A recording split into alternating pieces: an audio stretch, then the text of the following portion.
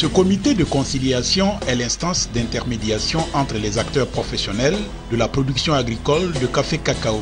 Arbitrer les éventuels litiges, appuyer le comité de pilotage, puis rassurer toutes les parties prenantes quant au bon fonctionnement du processus sont entre autres les missions du comité de conciliation mise en place le 26 juillet dernier à la faveur de la tenue de la rencontre du comité de pilotage. Ce comité de conciliation est dirigé par Ngouan Akamatias, président de l'Association nationale des organisations professionnelles agricoles de Côte d'Ivoire Anopassi et par ailleurs maire de la commune de Cocody. Toute son équipe et lui ont officiellement pour tâche d'œuvrer à la mise en place du collège de producteurs café-cacao en vue de la création de l'organisation interprofession agricole de la filière café-cacao OIA. La filière café-cacao a une particularité. Nous, les dirigeants, la minorité là, nous voulons tous être présidents. On a un problème de leadership dans la filière.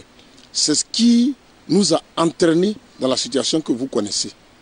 Donc aujourd'hui, quand nous avons été choisis pour être le président du comité de pilotage, on a mis un organe du moins en place qui est la commission de conciliation pour qu'on puisse être ensemble, on puisse taire nos égos pour qu'on puisse penser producteur. La mise en place du collège des producteurs café-cacao, un défi qui n'est pas insurmontable, au dire des acteurs de la filière. Ça fait très longtemps que je suis dans la filière agricole. Donc je pense, avec raison, que je pourrais les aider dans ce compartiment, de ramener tout le monde autour de l'objet café-cacao. Il faut qu'on parle en termes de rentabilité, on parle des traitements en termes de transformation du produit de la filière et qu'on ne soit pas toujours les fournisseurs de machins de fèves et de café grain. Non, il faut qu'on puisse faire du cacao, on peut faire tous les produits dérivés de la transformation du chocolat doit être dans le domaine des producteurs. Moi, je pense que c'est possible qu'on aille vers la professionnalisation de la filière. Parce que si on est professionnel, chacun va vivre de sa production. Dans l'ensemble, les représentants des 12 fêtières présents à cette rencontre ainsi que les chefs de communauté se sont dit satisfaits des échanges.